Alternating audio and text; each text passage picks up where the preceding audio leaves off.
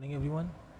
आज के इस वीडियो में हम लोग फर्स्ट चैप्टर का स्टार्ट कर चुके थे। हम लोग पहले वीडियो में हम लोगों ने उसमें low level languages, high level languages और मशीन लैंग्वेज क्या होती है, असेंबलर क्या होता है, ये सब चीज़ देख ली थी। अब हम लोग जो चीज़ें कवर करेंगे वो है क्लासिफिकेशन ऑफ सॉफ्टवेयर।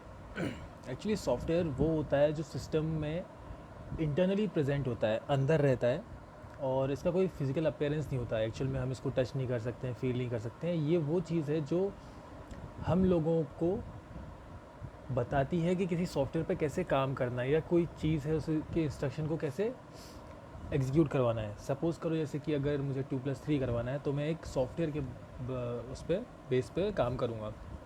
अब सॉफ्टवेयर भी एक्चुअली दो टाइप के होते हैं।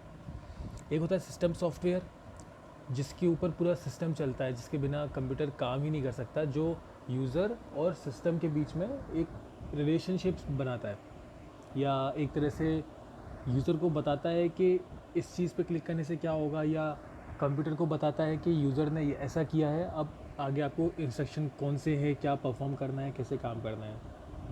दूसरी जगह होते हैं एप्लीकेशन सॉफ्टवेयर्स।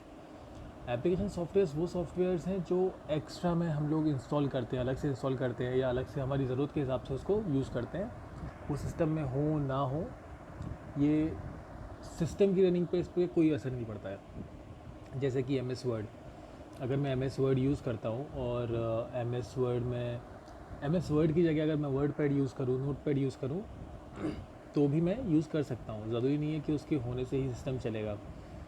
या फिर इमेज एडिटर, मैं फ़ोटोशॉप यूज़ कर सकता हूँ, पिक्सआर्ट यूज़ कर सकता हूँ। जो सॉफ्टवेयर्स जिनके ऊपर हम काम करते हैं, जो हमने इंस्टॉल किए हैं, हमारी ज़रूरत के हिसाब से इंस्टॉल किए, वो हो गया एप्लीकेशन सॉफ्टवेयर। और सिस्टम सॉफ्टवेयर वो हो गया जो पहले से ही प्रेजेंट रहते हैं, जिनके बिना एप्लीकेशन सॉफ्टवेयर भी काम नहीं करेगा और कोई भी चीज़ काम नहीं करेगी। आगे हम पढ़ लेते हैं कैसे। System software include all the program that control the working of computer and helps it to function properly. System software is further divided into, अब इसमें जो चीज़ दे रखी है, इसमें लिखा है कि सिस्टम सॉफ्टवेयर में वो सारे प्रोग्राम्स इंक्लूडेड होते हैं, वो सारे प्रोग्राम्स होते हैं जो कंप्यूटर को काम करने में हेल्प करते हैं। सिस्टम सॉफ्टवेयर के जो पार्ट्स हैं या जिस हिसाब से वो डिवाइड है वो देख लेते हैं। ऑपरेटिंग सिस्टम, ऑपरेटिंग सिस्टम मतलब जब किसी भी चीज़ को हम ऑपरेट कर रहे हैं, जैसे सिस्टम कंप्यूटर को हम लोग जब ऑपरेट कर रहे होते हैं तो हमें पता होता है कि हम अगर इस चीज़ पे क्लिक करेंगे तो ये होगा, हम इस चीज़ के ऊपर अगर माउस लेके जाएंगे तो ये होगा, डबल क्लिक करेंगे तो ये होगा, लेफ़्ट क्लिक करेंगे तो ये होगा, राइट क्लिक, ये सारी चीज़ें हमें ऑपरेटिंग सिस्टम करवाता है। हार्डवेयर और सॉफ्टवेयर और यूज़र के बीच में एक इंटरफेस ऑपरेटिंग सिस्टम ही करवाता है। अगर ऑपरेटिंग सिस्टम नहीं होगा तो हमें नहीं पता होगा कि कौन सी चीज़ पे क्लिक करने से क्या होगा, या किस चीज़ का आइकन कैसा है, या किसी सॉफ्टवेयर को हमने कोई कमांड दी है तो हार्डवेयर उस पर कैसे रिस्पॉन्ड करेगा। ये सारी चीज़ें ऑपरेटिंग सिस्टम के थ्रू आती हैं। All the application program requires an operating system to gain access to this resources. When a computer system is first switched on, the operating system is loaded in the memory. जब भी computer हम on करते हैं, सबसे पहली जो चीज़ load होती है वो होती है ऑपरेटिंग सिस्टम। जैसे कि हमारा विंडोज़, जब हम सिस्टम ऑन करते हैं सबसे पहले विंडोज़ का सिंबल बन के आता है, तो वो बताता है कि आपने विंडोज़ को ऑन किया या इस सिस्टम में विंडो चलती है। सेकंड है लैंग्वेज ट्रांसलेटर। मैंने बताया था पिछली वीडियो में कि कंप्यूटर जो होता है वो सिर्फ मशीन लैंग्वेज समझता है, 0 और 1 की फॉर्म। अब इसमें एक होती है असेंबली लैंग्वेज जो कि कमांड्स में चलती है, MOV, COPY, इस टाइप से। और एक होती है हाई लेवल लैंग्वेज जो कि हम यूज़ करते हैं, प्रोग्रामर्स यूज़ करते हैं, यूज़र्स यूज़ करते हैं। तो हाई लेवल लैंग्वेज को मशीन लैंग्वेज में जो चीज़ कन्वर्ट करती है उसको हम बोलते हैं लैंग्वेज ट्रांसलेटर। 3 टाइप के होते हैं, कंपाइलर, इंटरप्रेटर एंड असेंबलर। तो कंपाइलर का काम होता है कि ये एक बार में कोई भी एक सिंटैक्स या कोई भी एक इसकी मेरे को अगर मूव करवानी है कोई फाइल, तो मैं सिर्फ एक बार में मूव ही करवा सकता हूँ, मूव की कमांड ही देगा कंपाइलर। लेकिन इंटरप्रेटर क्या करता है, पूरा का पूरा प्रोग्राम चलाता है। जैसे अगर मैंने मान लो फॉर एग्जांपल 2+3 करवाया तो कंपाइलर 2+3 ही करेगा। सपोज़ करो अगर कोई एक इक्वेशन है कि 2+3+5, तो कंपाइलर क्या करेगा, पहले 2+3 करेगा, फिर जो रिज़ल्ट आएगा फिर उसमें +5 करेगा। इंटरप्रेटर क्या करता है, पूरा का पूरा जो भी प्रोग्राम है 2+3+5+4+6 = 20, वो डायरेक्टली पूरा सॉल्यूशन आपको दे देगा एक बार में ही। जो असेंबलर है, an assembler is a system program that accepts input in an assembly language program and produce machine code along with the information loader. अब यहाँ पे क्या हुआ है कि जो फंक्शंस हैं, जो सॉफ्टवेयर्स में एक्चुअली जो लिंक करते हैं, पहली चीज़ तो हमें उन्हें लिंकर बोलते हैं।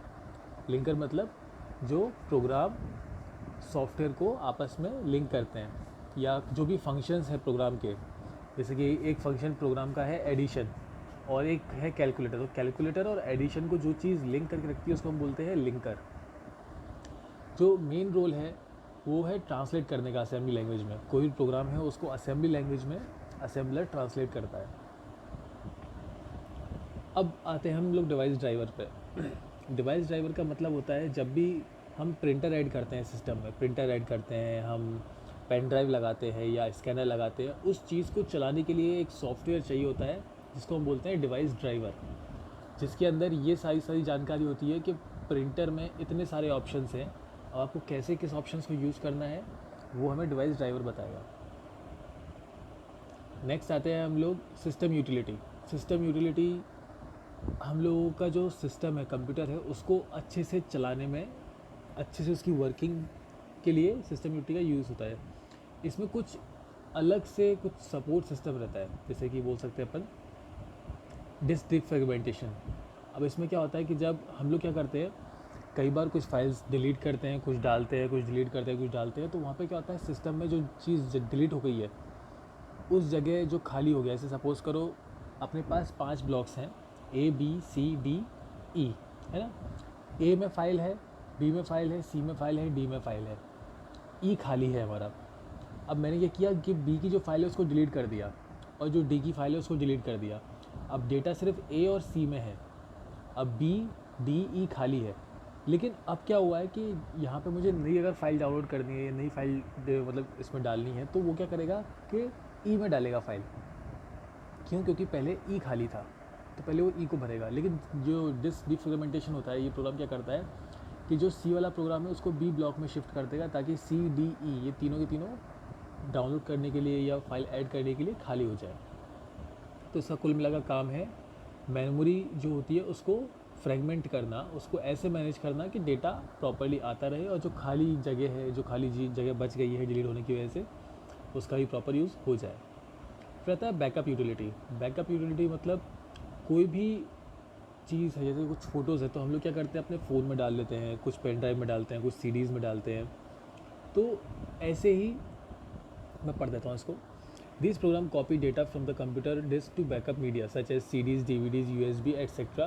There are two types of backup that occurs in the system: full backup, in which mirror image is made and of the entire hard disk content, and incremental backup which copies only those files that have been created or changed since the last backup. अब इसमें क्या होता है backup utility में, जब भी हम backup लेते हैं तो CD, DVD, USB मतलब पेन ड्राइव, इन सब चीज़ों में बैकअप ले लेता है। अब दो टाइप के बैकअप होते हैं, एक होता है जो पूरे सिस्टम का बैकअप लेता है, पूरे कंप्यूटर का बैकअप लेता है, लेकिन वहाँ पे क्या होता है कि सिर्फ एक इमेज, पूरी फाइल नहीं लेगा, एक फ़ाइल की सिर्फ एक छोटी सी इमेज बना के अपने सिस्टम में डाल लेगा, या पेन ड्राइव में डाल देगा, या CD या DVDs में डाल देगा। और एक होता है जिसको हम बोलते हैं इंक्रीमेंटल बैकअप। ये सिर्फ वो फाइल्स कॉपी करता है, जैसे कि लास्ट टाइम मैंने बैकअप लिया 21 मई को। अब 21 मई के बाद जो भी डेटा होगा, जो नया क्रिएट हुआ होगा या जो नया मॉडिफाई हुआ होगा, वो सिर्फ उस डेटा को बैकअप लेगा, बाकी जो उससे पहले का है उनको छोड़ देगा। तो दो टाइप के आपके बैकअप हो गए। फिर आता है एंटीवायरस प्रोग्राम। एंटीवायरस आप लोगों को सबको पता है कि वायरस से प्रोटेक्शन के लिए, मेलवेयर से प्रोटेक्शन के लिए, और जो भी अनवांटेड मैलिशियस प्रोग्राम है, जो भी ख़राब चीज़ें हैं जो सिस्टम को हार्म कर सकती हैं, ख़राब कर सकती हैं, उन्हें हम वायरस बोलते हैं। उन चीज़ों से बचने के लिए हम एंटीवायरस प्रोग्राम यूज़ करते हैं। फाइल कंप्रेशन यूटिलिटी, जब भी कोई बड़ी फ़ाइल है, सपोज़ करो एक कोई बहुत बड़ी वीडियो है, अब उस वीडियो को मेरे को एक पेन ड्राइव में डालना है जो कि उसमें नहीं आ रही है, तो मैं क्या करूँगा, उसको कंप्रेस कर दूँगा, उसका size up to 50%, up to 60% कम कर दूँगा, ताकि वो उस फाइल में आ सके। बाद में भले ही उसको मैं वापस बड़ा कर सकता हूँ, जैसे मैंने कंप्रेस किया है वैसे मैं उसको वापस एनलार्ज कर सकता हूँ, वो बाद में हम कर सकते हैं, जैसे विनज़ैप है, विनआर है, इन सब विनज़िप है, विनरार है, इन सब चीज़ों से हम लोग उनको कंप्रेस कर सकते हैं। तो ये फाइल कंप्रेशन यूटिलिटी है। अब हमने अभी पढ़ लिया है सिस्टम सॉफ्टवेयर। अब नेक्स्ट वीडियो में हम लोग पढ़ेंगे एप्लीकेशन सॉफ्टवेयर्स क्या होते हैं। आप लोग एक बार ये जो भी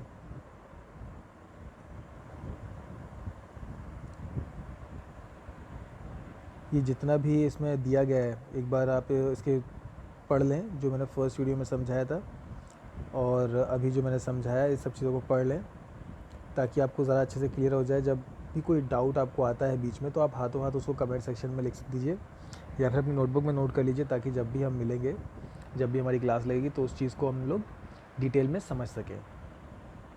थैंक यू।